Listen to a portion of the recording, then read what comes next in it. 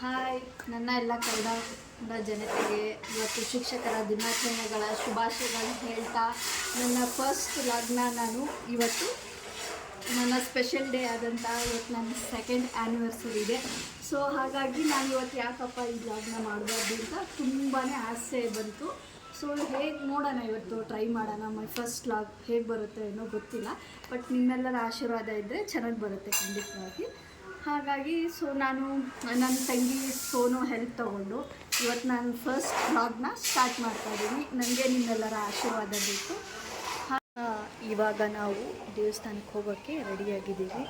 ನಮ್ಮ ಔಟ್ಲುಕ್ ಬಂದುಬಿಟ್ಟು ಹೀಗಿದೆ. ಸ್ಯಾರಿ ಇವತ್ತು ಆ್ಯನಿವರ್ಸರಿ ಇರೋದ್ರಿಂದ ಟೆಂಪಲ್ಗೆ ಹೋಗೋಣ ಅಂತ ಫ್ಯಾಮಿಲಿ ಎಲ್ಲ ರೆಡಿಯಾಗಿದ್ದೀವಿ. ಸೊ ಇನ್ನೂ 5:30 ಆಗಿದೆ. ಸೊ ಇನ್ನೂ ಹಾಫ್ ಆನ್ ಅವರ್ ಟೈಮ್ ಇದೆ. 6 o'clock ಹಾಗೆ ಹೋಗೋಣ ಅಂತ ಅಂದ್ಕೊಂಡಿದ್ದೀವಿ.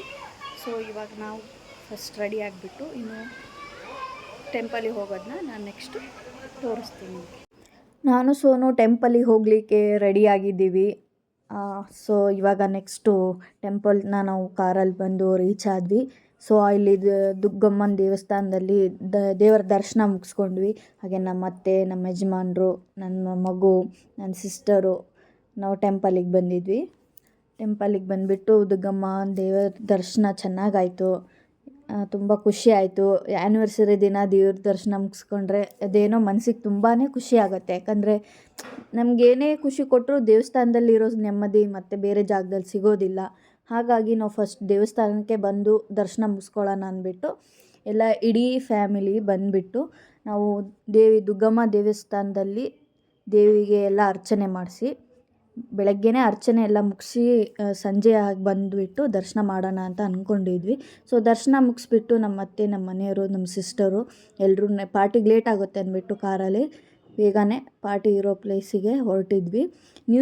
ಹೊಸದಾಗಿ ನಮ್ಮ ಮನೆ ನಿಯರೇ ಒಂದು ರೆಸ್ಟೋರೆಂಟ್ ಓಪನ್ ಆಗಿತ್ತು. ಸೊ ಅಲ್ಲಿಗೆ ಹೋಗೋಣ ಅಂತ ಪ್ಲಾನ್ ಮಾಡಿದರು ನಮ್ಮ ಯಜಮಾನರು. ಸೊ ಅಲ್ಲಿ ಬ್ಯಾಂಬೂ ಟ್ರೀ ಅಂತ ಹೊಸ ಒಂದು ರೆಸ್ಟೋರೆಂಟ್ ಓಪನ್ ಆಗಿತ್ತು. ಸೊ ನಾವು ಅಲ್ಲೇ ಯಾಕೆ ಈ ವರ್ಷ ನಮ್ಮದು ಆ್ಯನಿವರ್ಸರಿನ ಸೆಲೆಬ್ರೇಟ್ ಮಾಡಬಾರ್ದು ಅಂತ ಅಂದ್ಕೊಂಡು, ಸೊ ನಮ್ಮ ಮನೆಯವರು ನನಗೆ ಸರ್ಪ್ರೈಸ್ ಇರಲಿ ಅಂದ್ಬಿಟ್ಟು ಈ ಥರ ಒಂದು ಪ್ಲ್ಯಾನ್ನ ಮುಂಚೆನೇ ಅವ್ರು ರೆಡಿ ಮಾಡಿಕೊಂಡು ನನಗೆ ಸರ್ಪ್ರೈಸ್ ಕೊಟ್ಟಿದ್ದು. ಸೊ ಅಲ್ಲಿ ಎಲ್ಲ ಆ್ಯನಿವರ್ಸರಿ ಕೇಕ್ ಕೂಡ ಮುಂಚೆನೇ ರೆಡಿಯಾಗಿ ಎಲ್ಲ ಪ್ಲಾನ್ ಆಗಿ ಮಾಡಿಟ್ಟಿದ್ದರು. ಮುಂಚೆನೇ ನನಗೆ ಸರ್ಪ್ರೈಸ್ ಇರಲಿ, ಆ್ಯನಿವರ್ಸರಿ ದಿನ ಎಲ್ಲ ಚೆನ್ನಾಗಿ ಅವಳಿಗೆ ಸರ್ಪ್ರೈಸ್ ಇರಬೇಕು ಅಂತ ನಮ್ಮ ಮನೆಯವ್ರಿಗೆ ಖುಷಿಯಿಂದ ಎಲ್ಲನೇ ರೆಡಿ ಮಾಡಿ, ಸೊ ಎಲ್ಲ ನಾವು ಫ್ಯಾಮಿಲಿ ಬಂದುಬಿಟ್ಟು ಇಲ್ಲೇ ರೆಸ್ಟೋರೆಂಟಲ್ಲೇ ಕೇಕ್ ಎಲ್ಲ ಸೆಲೆಬ್ರೇಟ್ ಮಾಡಿ, ಸೊ ಆ್ಯನಿವರ್ಸರಿನ ನಾವು ಇಲ್ಲೇ ಸೆಲೆಬ್ರೇಟ್ ಮಾಡ್ತಾಯಿದ್ದೀವಿ. ನನಗಂತೂ ತುಂಬಾ ಖುಷಿ ಆಯಿತು. ಯಾಕಂದರೆ ಆ ರೆಸ್ಟೋರೆಂಟ್ ಹೊಸದಾಗಿ ಓಪನ್ ಆಗಿತ್ತು, ನೋಡಲಿಕ್ಕೂ ಕೂಡ ಸಿಕ್ಕಾಪಟ್ಟೆ ಇಷ್ಟ ಆಯಿತು. ಅದರಲ್ಲಿ ನಮ್ಮ ಅತ್ತೆಗೆ ಫಸ್ಟ್ ನಾನು ಕೇಕ್ ತಿನ್ನಿಸ್ಬೇಕು ಅನ್ನೋ ಆಸೆ ಇತ್ತು. ಸೊ ಹಾಗಾಗಿ, ಯಾಕಂದರೆ ಅವರೇ ತಾಯಿ ಸ್ಥಾನದಲ್ಲಿರೋದ್ರಿಂದ ನಾನು ಫಸ್ಟ್ ಅವರಿಗೆ ತಿನ್ನಿಸಿ ಅಂತ ಹೇಳಿದೆ. ಸೊ ಎಲ್ಲ ಖುಷಿಯಿಂದ ಸೆಕೆಂಡ್ ಆ್ಯನಿವರ್ಸರಿನ ತುಂಬ ಚೆನ್ನಾಗಿ ನಾವು ಸೆಲೆಬ್ರೇಟ್ ಮಾಡಿದ್ವಿ. ಹಾಗೆ ಅಲ್ಲಿ ಏನಪ್ಪ ಅಂತ ಅಂದರೆ ತುಂಬಾ ಚೆನ್ನಾಗಿತ್ತು. ಚಿಕ್ಕ ಮಕ್ಕಳಿಗೆಲ್ಲ ಆಟ ಆಡಲಿಕ್ಕೆ ಮತ್ತು ನಮಗೆ ಆಡಲಿಕ್ಕೆ ಜೋಕಾಲಿ ಆಗಿರ್ಬೋದು, ಆಮೇಲೆ ನೋಡಲಿಕ್ಕೆ ಒಳ್ಳೊಳ್ಳೆ ಪ್ಲೇಸ್ ಕೂಡ ಅಲ್ಲಿ ಫೋಟೋಶೂಟಿಗಾಗಿರ್ಬೋದು ತುಂಬಾ ಚೆನ್ನಾಗಿತ್ತು. ಹಾಗೆ ಊಟನೂ ಕೂಡ ತುಂಬ ಟೇಸ್ಟಿಯಾಗಿತ್ತು. ಊಟ ಎಲ್ಲ ಮುಗಿಸ್ಕೊಂಡ್ಬಿಟ್ಟು ಮನೆಗೆ ಹೊರಟೋದ್ವಿ.